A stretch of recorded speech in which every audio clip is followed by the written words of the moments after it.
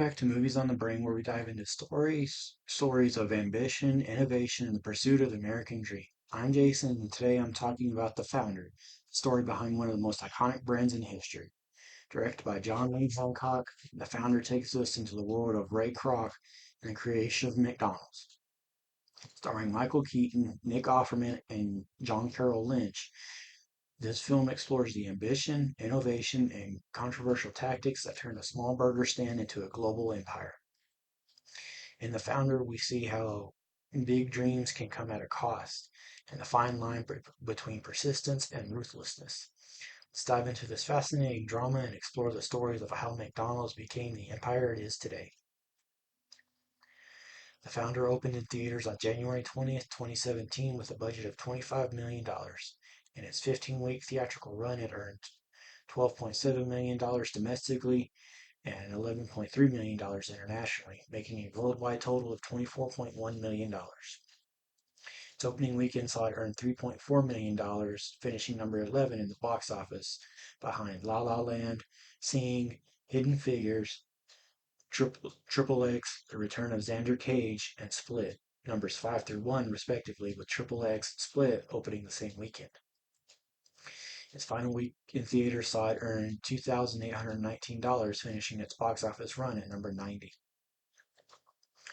In 1954, struggling Prince Castle salesman Ray Kroc travels to San Bernardino, California to meet with Dick and Mac McDonald at their eponymous restaurant after the brothers purchased 8 of his milkshake machines. Kroc lauds the brothers' success over dinner, where Mac and Dick explain the restaurant's origins and success following a complete redesign of the store in 1948, eliminating unnecessary overhead and reducing costs. Eager to cash in, Kroc quickly presses the brothers to expand franchising. After initial refusal, the brothers agree to a business deal under the stringent contract terms and a lengthy approval process for potential changes. Kroc breaks ground in Des Plaines, putting his home up as collateral. Hungry for more growth, Kroc pursues wealthy local connections for investment in franchising and recruits Fred L. Turner as his business partner. After early struggles with franchise operators not being hands-on, which doomed the brothers' previous franchise attempts, Ray hits on the idea of the model of a local operator, putting the franchisee directly into the workspace and working alongside their staff. Kroc sees rapid gains and continues to expand, traveling to St. Paul to oversee the first opening in the Twin Cities. There, Kroc meets Rollie Smith and his wife Joan, who are interested in franchising. Kroc immediately becomes infatuated with Joan. At the same time, Kroc stresses against rising pressure from financial operating costs and falls behind it on his payments. Kroc is unsuccessful at renegotiating his contract with McDonald's brothers, and when his bank calls his home, Kroc's wife Ethel discovers her husband put the house up as collateral without her knowledge. Kroc later files for divorce from Ethel. Kroc visits his bank for help with his lease terms and is approached by former Tasty Freeze finance VP Harry Sonneborn, who offers to review Kroc's books. Sonneborn explains to Ray that the business operator model will fail under the contract terms restricting him. Sonneborn guides Kroc toward evolving McDonald's into a real estate model with financial investor backing. In 1955, Franchise Realty Corporation was incorporated and begins an aggressive expansion of the McDonald's franchise. When the brothers are informed of the new company and Kroc's intent to buy the land, Dick and Mac are taken aback but are powerless against the power Kroc now has. Emboldened, Kroc approaches his attorney for help getting out of his contract and further enacts changes to the franchises without Dick and Mac's approval, including the introduction of a powdered milkshake mix to bring down operating costs. When Kroc officially rebrands Franchise Realty Corporation as the McDonald's Corporation, Mac collapses from diabetic shock and is hospitalized. Kroc visits the brothers at the hospital and offers them a blank check to buy them out. The brothers agree to sell for $2.7 million the right to the San Bernardino location and 1% of future profits. Kroc agrees to their terms, except for future profits, and offers to carry these out under a handshake agreement. The brothers reluctantly accept, and Kroc becomes the sole owner of the McDonald's Corporation. Dick asks Kroc why the latter didn't just take the idea and run with it. Kroc admits he always wanted the restaurant for himself because of the brother's last name, with Kroc lamenting his own last name isn't American enough, but that McDonald's represents American values. The film ends with the brothers being forced to change the name of their original location. Kroc begins construction on a new McDonald's immediately across the street in San Bernardino. Kroc, now married to Joan, prepares for a public speech that California Governor Ronald Reagan will attend, heavily plagiarizing a speech he listened to earlier in the film, arguing his success came from persistence. An epilogue reveals several facts about the company. Kroc's secretary, June Martino, became a part owner in the McDonald's Corporation. Sonneborn was made president and CEO, but quit after falling out with Kroc a few years later, never speaking of McDonald's again for the rest of his life.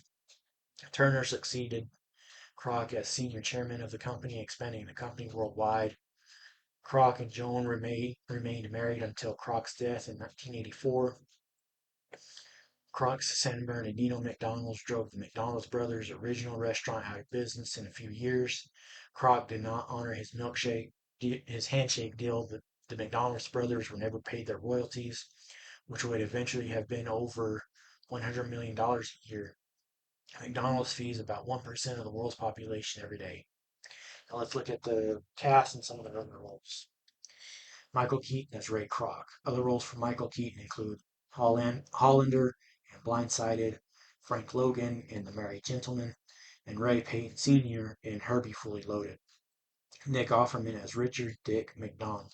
Other roles for Nick Offerman include the President in Civil War, Pip in Candy Cane Lane, and Frank Fisher in Hearts Beat Loud. John Carroll Lynch as Maurice Mac McDonald. Other roles for John Carroll Lynch include Lyndon B. Johnson in Jackie, Owen in the TV show Crawford, and Lee Simmons in The Highwayman. Linda Cardellini as Joan Smith. Other roles for Linda Cardellini include Lila in Guardians of the Galaxy Volume 3, Anna in The Curse of La Llorona, and Meg Rayburn in the TV show Bloodline. B.J. Novak as Harry J. Sonneborn. Other roles for B.J. Novak include Smithson Udovic in The Glorious Bastards, Jamie in the TV show The Mindy Project, Robert Sherman in Saving Mr. Banks. Laura Dern as Ethel Kroc. Other roles for Laura Dern include Sue Murphy in the TV show F is for Family, Grace Coxman in Cold Pursuit, and Laura in Certain Women. Justin Randall Brooke as Fred Turner. Other roles for Justin Randall Brooke include Dave in the TV show Halt and Catch Fire, Giles Reese in Birth of a Nation, and a boat tourist in Jungle Cruise. Kate Neeland as June Martino. Other roles for Kate Neeland include Jock's owner in 2019's Lady and the Tramp, Risa in the TV show Halt and Catch Fire, and Coach Hughes in Barely Lethal. Patrick Wilson as Rolly Smith. Other roles for Patrick Wilson include Josh Lambert in Insidious The Red Door, Ed Warren in the Conjuring franchise, and Brian Harper in Moonfall. Griff First as Jim Zine. Other roles for Griff First include Gareth in Focus, James Miller in 57 Seconds, and Phillips in The Magnificent Seven. Wilbur Fitzgerald as Jerry Cullen. Other roles for Wilbur Fitzgerald include Josh Myers in The Hill, Senator Byrd in the TV show Genius, and Buck Bates in The Neon Highway. Afimo Omilami as Mr. Merriman. Other roles for Afimo Omilami include Detective Noah St. Charles in the TV show Saints and Sinners, the Drill Sergeant in Forrest Gump, and Perry in Terminator Genesis. You know, I really like the misdirect of us thinking Ray's talking himself up to a potential buyer of a better mixer than to get the guy saying no thanks and walking off. I think that was absolutely genius. Less than 10 minutes in, and we've already seen Ray have three unsuccessful deals go through, starting off kind of somber, especially with that score playing behind it. I'm enjoying this build of seeing how Ray is a man down on his luck. Then he gets an order of 8 mixers from McDonald's, and he doesn't seem to believe it. Michael Keaton playing a fish out of water character is absolutely perfect. He's so dumbfounded at how fast McDonald's gets their orders done. I'm loving how in awe Ray is about how busy McDonald's is and how people are seemingly enjoying the food they're eating. If what we see when Ray gets a tour of McDonald's truly is how the whole chain started, it's fascinating on how quick they were at the start. Ray learning that the McDonald's brothers came up with McDonald's is fascinating, and the way John Carroll Lynch tells the story with Nick Offerman adding a little bit to the story is great. If the floor plan of the first McDonald's was truly done how this movie shows, that is such an awesome way to do it. Now, I get what this movie is about 25 minutes in. It's about how McDonald's became the franchise it is today. I do wonder how much of this movie is true, though. Do love how you can tell exactly what Ray is thinking by Michael Keaton's facial expressions. He's reinvigorated after meeting the McDonald's brothers. And I'm going to say this like I say in a lot of my reviews. I love the chemistry between Michael Keaton and Laura Dern, and then I really like John Carroll Lynch and Nick Offerman's chemistry. The score after Ray and Ethel's argument was a great choice. It really drives home the fact that Ray messed up after what he told Ethel. When Ray was driving, I was trying to figure out what it meant when he kept seeing churches and courthouses. Then he tries again to get the McDonald brothers to start franchising the brand, comparing the gold arches to the crosses on the churches and flags on the courthouses. Very creative argument, I think. Ray getting the McDonald brothers to agree to franchise, then all of a sudden take control of building restaurants is getting angry about the brothers wanting things to be secure is a pretty wild notion. From things I had read in the past, it's not too far from the truth. I like the contrast in personalities in Dick and Mac, especially when it comes to Ray. I love the change in character for Ethel when they are out to dinner with their friends, backing up Ray when he tries to talk about McDonald's.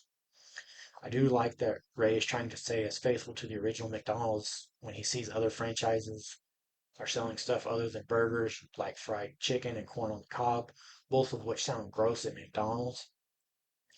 I do like how Ray found a new franchisee, a Bible salesman. It'll keep him honest at the very least. The montage of Ray trying to get more franchisees was well shot, and the quick montages montage of new restaurants opening just shows how quickly Ray is getting things done. I didn't recognize Linda Cardellini in this. I did see that she was on the cast list. When she came in, I did not recognize her, and that's credit to her changing her looks, the makeup artists, whatever. I don't know who to give credit for that, but my goodness, she looked fantastic and unrecognizable. Ray taking credit for creating McDonald's is such a scummy move. I don't care if he was doing it to impress somebody. I've noticed that Ray is power hungry even to the point of possibly losing his home, which was wild to watch it play out. Ray realizing he should be buying the land of the franchisee owners built the restaurants on and shows a crucial scene. It sets up how McDonald's has become such a massive franchise in the fast food industry. As if McDonald's really did get all bent out of shape over the instant milkshakes. I honestly think I side with Ray on that matter. It effectively cuts the cost of refrigeration and boosts revenue. I didn't see Ray asking Ethel for a divorce. I did not see that coming, especially as nonchalant as he brought it up. Mac passing out from stress and Ray showing up at the hospital only to try to buy out the contract they agreed to is sleazy, but the fact that the brothers agreed to it for $1 million apiece plus one franchise was brilliant on the brothers' parts. I don't like that Mac and Dick they own, couldn't name the one restaurant they own, McDonald's, but I understand why at the same time.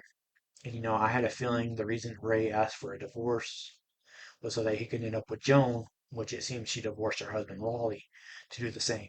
Overall, an enjoyable movie about how McDonald's became the fast food juggernaut it is today through the highs and lows of its beginning.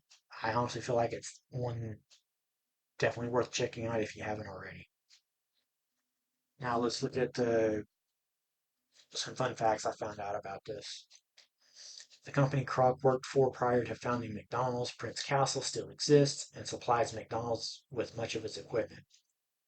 While most productions shoot a minimum of 12 hours per day, this movie frequently shot for between 8 to 10 hours. This was due to the fact that John Lee Hancock came very well prepared, didn't overshoot anything he liked from the first take. Adding to the fact that the whole film was shot in only 22 days, this makes for an incredibly rare shoot. Ray Kroc's discovery of McDonald's was not his first attempt at franchising or taking over a Southern California restaurant. According to the book In-N-Out Burger by Stacy Perman, Kroc approached Los Angeles' Apple Pen restaurant in 1949 and Carl Karcher of Carl's Jr. prior to convincing the McDonald brothers. And while there were some hard feelings between the McDonald brothers and Ray, it wasn't as bitter as portrayed. The brothers were very happy with the huge retirement nest egg they'd gotten from the buyout and from their legacy. Dick even ate the ceremonial 50 billionth hamburger in 1984. Dick and Mac were as close in real life as depicted in the film. Sadly, Mac just died 27 years before Dick. The McDonald's restaurants depicted were built from scratch in parking lots as the crew were unable to locate suitable existing restaurants and locations which matched the desired look of the film. The characters of Ray and Ethel Kroc appear to have a childless marriage, but the real couple had one daughter together. Dick and Mac McDonald had different responses to Kroc's actions. Dick moved back to New Hampshire and was relatively okay about selling McDonald's, but was bothered about how Kroc called himself the founder and referred to the Des Plaines location as the first McDonald's, as it was actually the ninth. Mac, on the other hand, never got over Kroc's actions. He died 10 years after selling the company due to his heartache and stress over the sale. The on-screen file, the on-screen flies that were attracted to the smell at McDonald's were actually Cocoa Krispies. They were poured in front of a powerful fan in order to make it look like a swarm of flies. Michael Keaton took piano lessons in preparation for the movie after discovering the real Ray Kroc liked to play piano. The $1 million each brother got would be worth roughly $8.7 million each in 2017 USD. John Carroll Lynch memorized the entire movie like a play. John Lee Hancock initially turned down the offer to direct the film twice. After reading the script, he changed his mind. And that's a wrap on my review of The Founder. This film gives us a compelling look at ambition, persistence, and the cost of success in building an empire. If you enjoyed this review, don't forget to like and subscribe to Movies on the Brain for more deep dives into movies that explore ambition and legacy. Let me know in the comments, what do you think of Ray Kroc's journey, and how does it shape your view of the McDonald's story? Thanks for watching, and until next time, remember, the road to success isn't always smooth, but it's the choices we make along the way that define us.